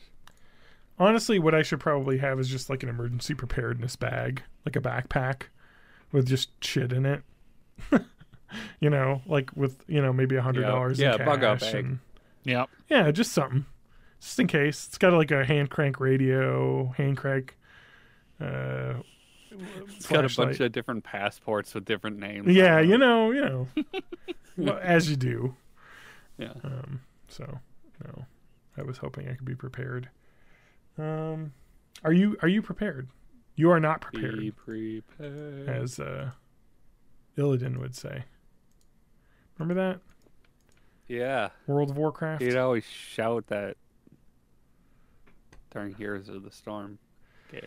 So the Minuteman Missile National Historical Site in South Dakota. John's got his war boner out. Maybe I'll visit this. They have a virtual tour with like the Google Glass thing or whatever. What was that called? Google Cardboard, like shitty VR headset they made for putting on your phone on your face. Well, Google Cardboard is a series of anything that can hold your phone in the right spot to look at two parts of the same screen. Mm-hmm. That sounds like fun. Anyway, I don't know. I'd go to that. It's got the duck and cover turtle. Remember that? Duck and cover? And cover. I was like, hey, kids, a nuke has gone off. Hide under your desk because that will protect you. Yeah. I mean, it will if like face parts away of the from roof fall blast. down. But like, Yep. if you're within like, a few miles of that, you're fucked anyway. Honestly, you want to be closer. Being in the medium area is the worst. Oh, where the heat I don't, kills you. I don't want to. You can't let the common folk know how fucked they are, John. Yeah, I don't want to feel the skin flay off of my body. There's a period like you want to be within like what I forget what the blast radius is, but you want to be like I want to be close. a shadow on the concrete. Yeah, just done. Yep. Yeah, instead of like having all of the air pulled out of your lungs. Anyway, let's not talk about that. Let's talk about. I like to look at the bunker as a fun. Let's talk about Ouchie. Place to live. How that was horrible. Ouchie. Yeah, it was a famous nuclear accident. Oh. He basically slowly died of a huge, massive dose of radiation. That sounds good. Don't do that. He turned to soup, kind of. And his name is Ouchie, which is funny, but also not funny. Now, I Googled Ouchie, and the first thing that came up was a YouTube video for the Boo Boo song. And it's a children's nursery rhyme. Anyway, let's move on. Ouchie babies go to the hospital. Baby Shark official YouTube. Fucking Google is ruined. All right, am I the asshole? Yeah, Let's do one before we end. Yeah, I mean you're right, but is this guy the asshole? Oh. Sometimes I forget you're not just talking to me. That's hard because I'm always talking. All right. Am I the asshole, Kitty, for switching to regular milk to prove my lactose intolerant roommate is stealing from me? No. But this does sound hilarious. Uh-huh. Yeah. Well, me and two other guys share an apartment together. What's better than this? Guys being just dudes. Bros. Together, and we split all the bills. This is me, Adam, and Lance when we lived in an apartment together. Okay. The only thing we don't split costs on is groceries. Same, obviously. Everyone buys their own food, and you put it in the fridge and don't touch someone else's food. In the case of me, Adam, and Lance, I bought food. They only ever ate food from takeout. I was the only one that cooked. I'm the only one that cooked. Like you think I'm joking, but no.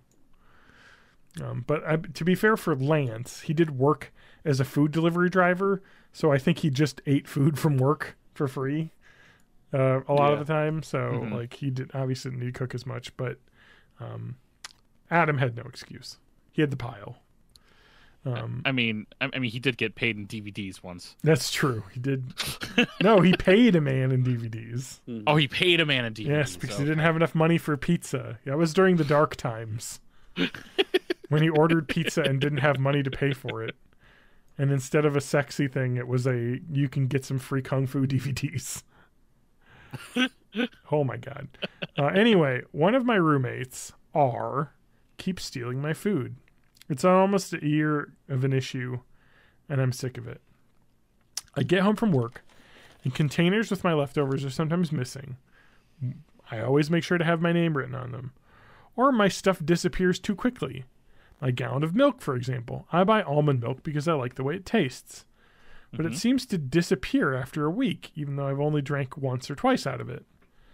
I've confronted my roommate about this several times, and that's caused a lot of arguments. He outright denies it, and tells me I'm crazy, even though it's obvious. My other roommate and I carpool together because we both work at the same early morning shifts around the same area, so I know it's not him, because he's always with me. And when we get back home, R is already left for their work, and I notice that my food is gone. My roommate's also having a similar problem, but it doesn't seem to be as often as I do, because I guess R doesn't like the food that he's buying. The funny thing is, R does buy a lot for himself and is even more stingy about sharing his food. He will literally point out what's his when he comes back from the grocery store shopping and tells us not to touch it. Last week, my milk was nearly empty again, and I got all fed up. I went to the liquor store and bought regular dairy milk. Who buys milk from a liquor store? Whomst among us has gone to the liquor store to buy milk? I mean, unless if you specifically are like trying to do a milk-based cocktail and you just don't have any non-alcoholic drinks in the house. My mind is broken. The thought that you would be writing this entire huge thing out and then say specifically you went to a liquor store to buy regular dairy milk. Not just saying I went to the store, but you had to point out it was a liquor store. Why? Yeah, I'm not going to Binny's to get myself milk. Anyway, I drank what was left of my almond milk and then refilled that gallon jug with the one I had just bought. This was to prove that R is the one stealing, since I know he's lactose intolerant. The next day, Saturday, we get back from work and R is pissed. He yelled at me that he was stuck in the bathroom for 40 minutes with diarrhea because of my milk. He was using it to make a shake. I only responded with, "So then you're the one that's been stealing." He freaking exploded. And not out of his rear end. Yeah, he admitted he was sometimes drinking my milk and eating my food, but he was more mad that I switched milks than the fact he was caught. I told him I wouldn't have done it if he'd just stopped taking my stuff from the fridge, or at least told the truth instead of trying to gaslight me. He didn't say that, but he's saying trying to make it seem like I was making it up. That's gaslighting.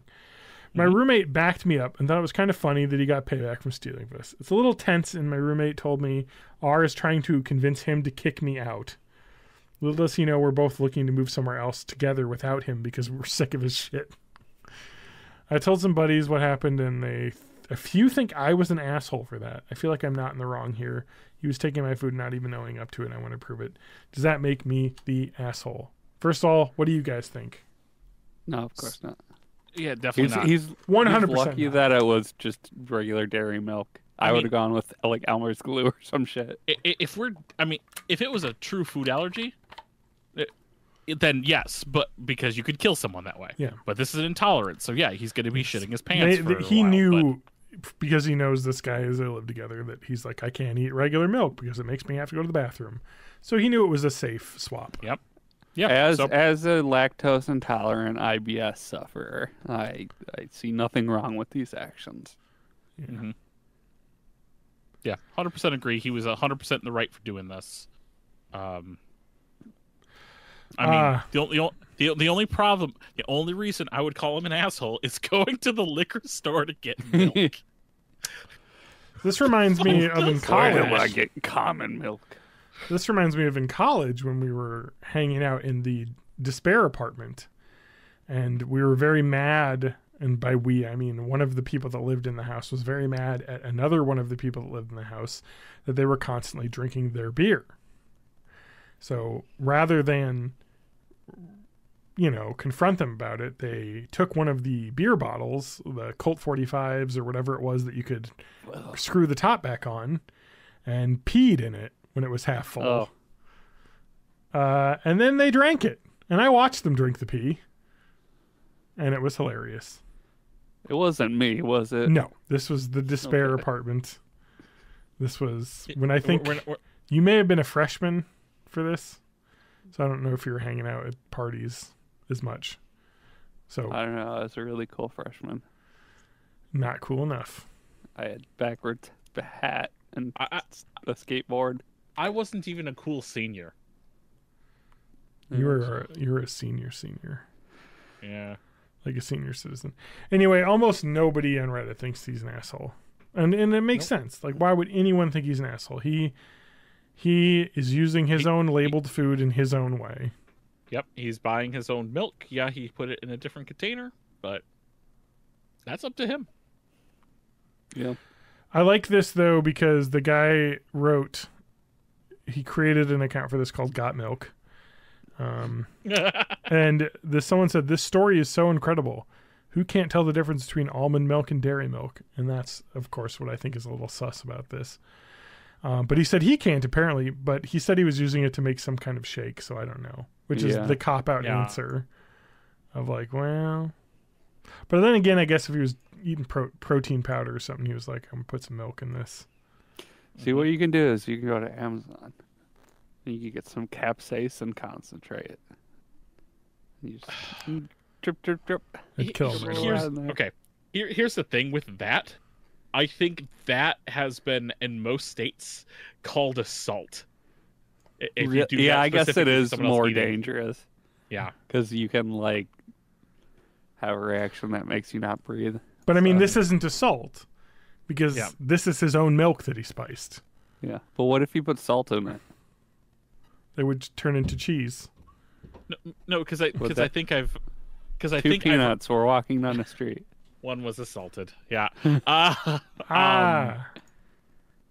No, because I think there have been cases of people, doing that kind of stuff, like putting like laxative powder in their sandwich. Yeah, laxative for work. Yeah. Knowing that someone else is eating it. Yeah. I've heard laxative can treated as like a more serious poisoning thing. Yeah. So we heard from someone who wasn't the asshole. Let's hear about this one. Am I the asshole for downplaying my income? Maybe, but yeah, I don't know. I get the feeling they are an asshole. Yeah, it's true. That is true. This is from user King Joe 97034. Okay, the name like that. All right, I already hate this guy. So after 30 years of steady progress, how old do you think this guy is? Done. Do you think this guy is 30? Asshole.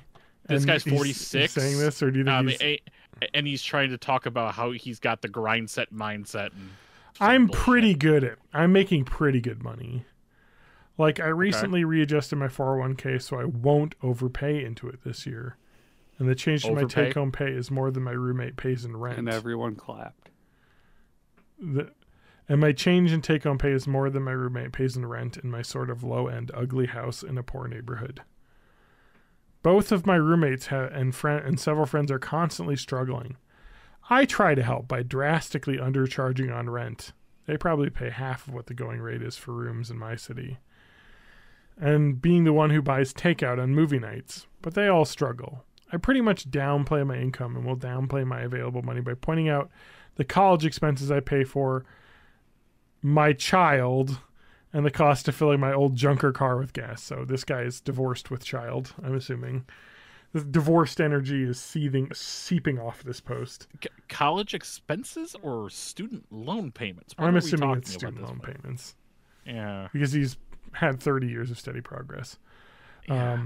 I pay for my child and the cost of filling my old junker car with gas, who drives an old car as well. I was hanging with a friend recently, and he asked what I made. I was honest. He called me a jerk and said I was being condescending to my friends by acting poor. He was actively angry that I'm faking being poor. Meanwhile, I'm just trying to save up so I have a warm place to go to the bathroom when I'm old. I'm going to charge rent to live in my house. It seems wrong to have people live there rent-free. I just way undercharge. I have no desire to get a fancy new car or show off with a nicer house. I do spend money on travel, but it's rare due to my job needing me. So no one sees how nice I travel. Am I the asshole for, quote, acting poor? I mean, I don't like his stuck-up attitude, especially at the beginning of this. Yep. But I wouldn't say he's the asshole for acting poor. No. He's living well under his means. The thing is, though, as I feel like it sounds like if he's asked about it, he's honest. He's not like misrepresenting. I just feel like there's an unreliable narrator situation going on here. Probably. Yeah. He's probably like, you know, he drives a cheap car. He lives in a crappy apartment or house that he's renting out with a bunch of other friends. Yeah. There was a part in the beginning there where it seemed a little bit like, yeah, I don't know. He mentioned like, I just picked this one because like the trying fucking to commiserate with the common man. He drives an old junker car means he probably has like a 75 Challenger or something. I know about that, but he has. Here's the thing: is that like somebody who's jealous and lashing out. Like I don't think so. I mean, there's definitely some snobbery. You're probably right about the. This guy's an asshole. Just reading his comments. Okay, here we go. Let's just go through this. Your friend hasn't met my Asian friends and family. Their attire, car, and actions may suggest they are poor, but don't judge a book by its cover. In Silicon Valley, the guy dressed in old clothes is possibly a millionaire. There's so much fucking grindset. In Silicon Valley, no, they're on fentanyl. There's so much grindset mindset happening in this fucking comment section. I love it. Humility, modesty, and generosity are good traits, and you help your friends with rent and food, not the asshole. Living below your means just means you'll never get into a habit of spending more than you have. OP replies, funny, I was raised that way too. Slightly sexist comment from my father many years ago. How do you know who is the boss in a business meeting? He's the one not wearing a tie with tie spelled incorrectly. TYE. Like, come on. So are these people going to make out or what? Here's a comment. Here's a comment on that. My slightly racist thought was reading your comment in an accident, XD. Like, because I think he was responding to the Asian thing. And then he responded, I'm almost embarrassed how straight white male I am, exclamation point. I want this man to die. Yeah. So the issue with King Joe is that I am, let's see here, not the, here we go. Someone wrote, not the asshole, but I could see you comes across as condescending if you act as you're financially unstable when you're not. Even the phrase saving up so I have a warm place to go to the bathroom when I'm old makes it sound like you're on the verge of homelessness rather than maxing out your 401k every year. Yeah. Yeah, most middle class people would just call that saving for retirement. It's like saying... This guy should get that bunker house. Oh, yeah. Did. But the thing I like about King Joe 97034 is his account suspended. So who knows what he did to get his Reddit account suspended, but it was. So you know he's good. Yeah. Yeah. I bet he posted a lot on Wall Street Bets. Oh yeah. This is not financial advice. Buy gold. Yeah. It's either that or men going their own way. Yeah. Oh fuck! I forgot about that subreddit. Yeah, he's got. I think I don't know if that one's been closed, but this guy definitely has that kind of energy. Mm-hmm. I haven't figured out why can't everybody do what I've done in my exact situation. Mm-hmm. Anyway, men going their own way. That's like... If you're richer than all your friends, what you have to do is become a superhero. Yeah, you have to become Batman. Secret life where you fight crime. Or Iron Man. Your choice. Yeah. Mm-hmm. Yeah. Although Iron Man is basically like a child murderer, so... Look, who hasn't murdered? Look, who hasn't owned a company that Cost of doing business. that developed munitions used against people? Whatever, you know. You don't. No, he feels bad now. Reminds me of He feels bad and he's good at So I punching don't know. aliens. You guys have not seen the movie Triangle of Sadness, I'm assuming.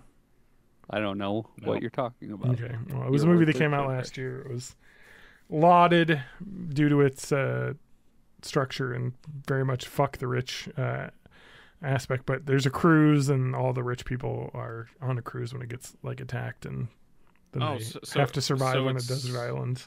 So it's just like Triangle Strategy. Maybe. But anyway, the Triangle of Sadness, there's a point where they're on the cruise, and this couple says, Triangle. I'm more of a do-angle person. Where do we have the where do we get our money from? Oh, we invented the hand grenade. Like, and that's just how our entire family is rich. Oh yeah. Yeah. But the movie is not great because it's a little bit childish and on the nose, because you can guess how those two die when the pirates board the ship. They throw a grenade at them. Yeah. I see. A little too on the nose. I like that movie, but it is 3 hours long. It's a little too on the nose. The ending is really fun. And then, of course, to spoil the ending for you, the island that they're on is not deserted. It's just like a hotel. They just didn't look far enough because they're stupid. They're just stupid. Yeah. And rich. It's I enjoyed the concept. People. The execution was a little bit over the top. Parasite did it. Sounds kind of like that one where liberals took conservatives out to the woods to hunt them for sport. I love that movie though, but it's only because I want Betty Gilpin to stomp on me, and well, who doesn't? And she's really good in that. But overall, the movie, and she has a really cool fight scene at the end with Jennifer Garner. Anyway, that movie's got some cool stuff in it. But yes, the concept was a bit, I think, overblown because everyone is portrayed as assholes in that movie, except for maybe Betty Gilpin. Anyway, I think we're done though. Yeah, I think so. It's been an hour 47. All right. Well, thanks everyone for joining us this week on Born in the 80s. Yeah. Discord.com. Here's one of 499 more or whatever. Yeah. Yeah. I mean, last week's episode was a banger. Yeah. Absolute banger. That's got to be coming out soon. I don't know if I'll tell Mercury, but I was going to tell Matt to tell Mercury. Yeah. Well, he's so. I can message her. Yeah. I have her text phone number. It was fun being there. I was more like a fly on the wall because I did not want to get in the way, but I enjoyed that episode. I think the worst part about that is thinking about how long we've all known each other, and that is a long period of time. Yeah. That I don't want to think about how long that is. I don't like thinking about time. Yeah. That was 5 years ago. Mm-hmm. No, it wasn't. No. I've been on this podcast for more than 5 years. Oh, that was 12 years ago. Oh, okay. Yeah. Yeah. Makes you feel good. All right. Well, time marches on, and death takes us all. But in less than 3 months after this episode gets posted, I will be 4 decades old. Ooh. DISSCHORD is the Discord. Join us for some fun memes. I would say come wish me a happy birthday. I don't like being wished happy birthday. Come say hi. Yeah. I wish you a happy whatever birthday. Fucking birthday you want. Birthday's just another day. I gotta get you one of them cards where you're over the hill and your balls are on the floor. Yeah. I'm getting a cool T-shirt, so I'm cool with that. A cane with a honk yeah, the little honk thing. A tombstone. So other people got out of your way because you're slow. Tombstones are expensive. Yeah, no shit. Oh, yeah. My parents already told me what they want to happen to them. The conversation you have with your parents is just oh, all right, well, I guess I'm glad I know that. I don't want to think about that. The worst time to talk about this on the podcast, but I did have to help shop for tombstones. I'm sure.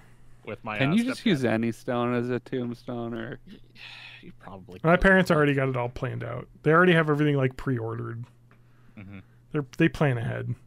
They got a spot in the same cemetery where my dad's parents are buried. They got a spot next to them reserved. So that makes it easy.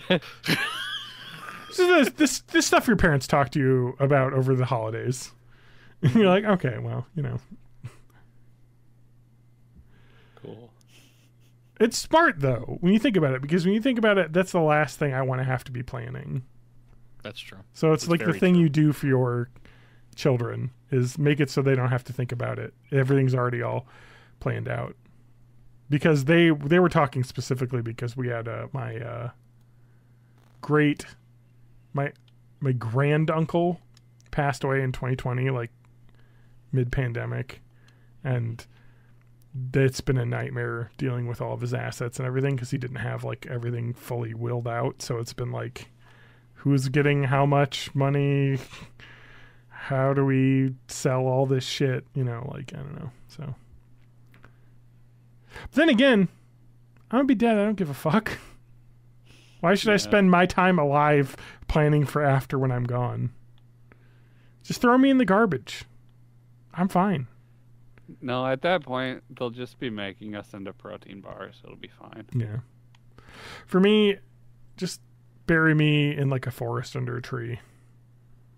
I don't really care. I don't need a coffin or anything. Let me become part of the plants. I want to do the body farm thing, but I have no idea how hard that is to get into.